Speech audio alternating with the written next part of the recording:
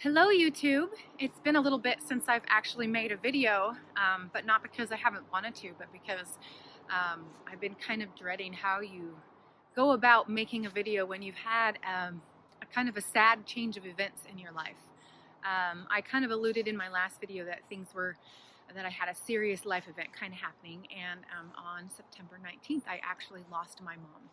And she was fighting cancer, and a lot of folks know what that journey is like. And the more I move along this path of grief, I find that it's a familiar, well-worn path for a lot of people. So I thought I would start again and face all of it. My mom was a major gardener. She was it's actually kind of sad to think of her gardens without her. And in her last handful of weeks when she was more housebound, she would watch my YouTube videos and admire the beauty there and appreciate and interact with me about that. And so it's kind of just totally a sad thing to go on knowing that I don't share it with her anymore. So the goal is to continue to look for the beauty and to find the joy in the growing things, in the changing of the seasons, which also happened since I last did my video. Last year, our first frost was November 16th, which is fairly normal for us to get into November, but this year, our first frost was like October 10th, and it actually caught a lot of people off guard because that's actually pretty early.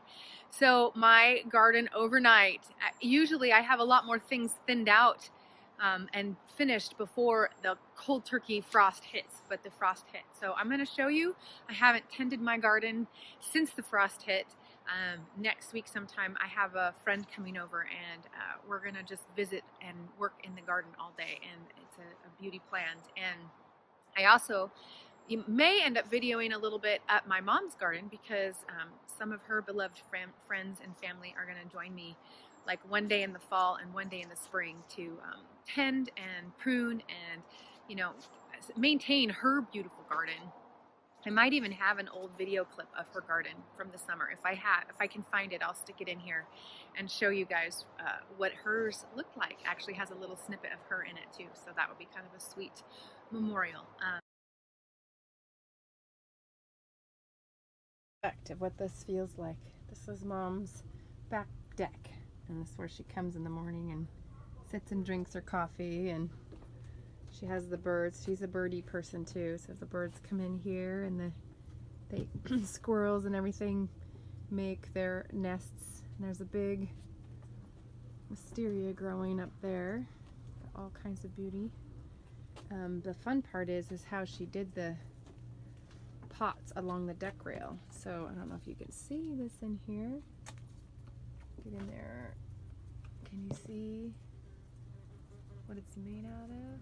I'll have to do that a different way. It's actually like half of a big water draining pipe, and then she puts a water system in there too. So that goes along the whole back deck. There's 3 sections of it, I think. Pretty cool, huh? Beautiful. So, of course, I didn't know about Back to Eden gardening, but we kind of learn a few things if you are around this all the time. So pretty. I'm new to Back to Eden style gardening, but not so much new to gardening. This is my mom's house.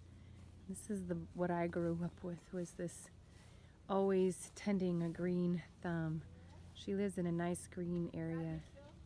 I'm videoing your garden with your little baby doggy. And she has this area over here.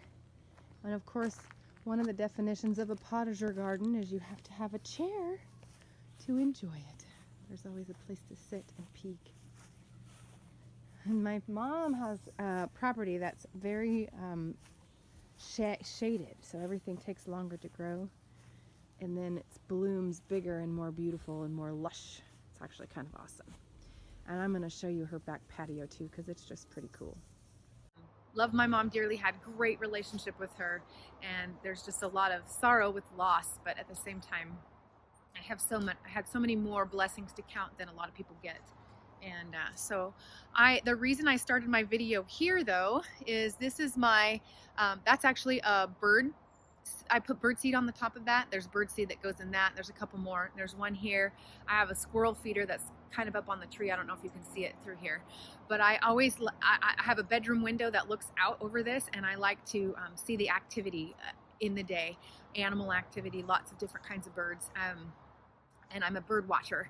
And so one of the things I decided to do in memorial to Mom is to take the next couple of years and make this into kind of a secret garden oasis.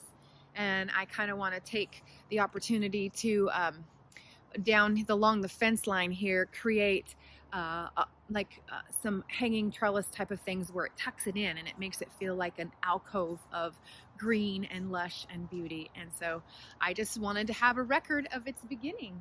I do have some stuff. I actually have daisies that are blooming. Actually, it's a mum, a white mum and a purple mum, which I'm not a huge mum fan until the frost happens and they're the only thing that's growing and blooming. And so we might have to do that some more. But I have some bulbs all ready to grow in, and I'm gonna get, I have a wisteria bush that's gonna grow along the fence line and thicken that out. And this next spring, I'm gonna get some more perennials to put in there as well. They're just really kind of heap it up with goodness of growth. And so I'm gonna show you my garden next. But if you've been following me for any length of time, you've seen the hemp field that was growing behind, and they got caught in the frost. And I wanted to show you guys a glimpse of that because I'm sure that somebody somewhere has lost some money, and they got most of their stuff out, but there's a pretty good section I'll have to show you. Beautiful fall day down here at the creek. The sun is behind the tree. Hopefully it'll stay there. But see, look at all that. That was supposed to be harvested. So they had it growing up there and they harvested it. And all of this back here has been harvested, and even some back there. But this whole section got caught in the frost. So I'm not sure if there'll be happy farmers there next year or what. But isn't it weird how part of it did and part of it didn't? So the part that was back here, they actually harvested after this had frosted. So I noticed some of my neighbors didn't end up with quite so much dead. So we must have just had a little localized cold front that came through. And but everything's so pretty this time of year. All the fall leaves have turned and dropped. And now I'll show you my garden. So here it is in all of its crunchy dried outness. All the sunflowers are done, and the sweet peas. It kind of almost has its own dead beauty, right? Tomatoes, I'm gonna clean those up and feed them to my chickens. And all of this is so empty. Brassicas are still growing, celery is still going. There's some snow pea or some peas in there, carrots. But my husband's been mowing and gathering all the leaves in the corners. And so I'll be able to take manure from here and from the chicken pens and remulch and satisfy my need to replenish the soil here and get ready for next year. Pala, my lovely rooster, is gonna give me a little bit of competition here, as they always do when they hear your voice. But I did want to say that it is interesting to come into a winter season, and the last couple years I've been growing my Back to Eden's style of gardening, and I worked through the winter the whole time. And it's interesting to come into this winter knowing that I'm going to tend it, replenish the soil, and then let it rest all the way until spring. And I'm looking forward to that. I'm looking forward to the reprieve and the break, and also the dreams and the plans. Go follow. I'll show them to you. Hey, babies.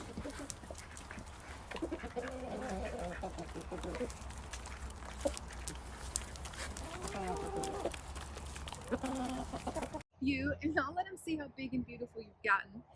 And but also, I should probably update on some more lighter note things. I have a little bit of interesting stuff happening in my book world, and I had a couple of articles get accepted even since Mom passed. And my high school volleyball team, I'm assistant coach to a high school volleyball team that my daughter plays on, and we have made it to the final round of state. So this weekend, that's what I'll be doing, is volleyball galore, and we'll see how they finish out. They're one of 8 teams standing left out of I think 60, somewhere 60 plus teams. So go Cougars. So that's what I'm going to do. And then I will have a couple days here in November where I can actually tend my garden and put it to bed for the year. I definitely had some things that I did for the first time this year. I made a lot of tomato-based soups, and I grew my own beans and harvested those. That was fun, and beans that are going to be stored, and tried my hand at growing some new veggies, and so I am looking forward to the season of cozy cups of chai tea and seed catalogs, and figuring out how to grow some more perennial flowers for a memorial garden, which in some ways my mom already helped with. If you go back into some of my old videos, which maybe I'll link one here, you will see a rose garden that I put in, and all of that was because my mom had not enough sun. She was in a very shaded area that she lived, and she had deer that would come in and eat them. So she was putting in a rose garden here at my house, which now just feels like kisses from her, and I'll appreciate it for a lot of years to come.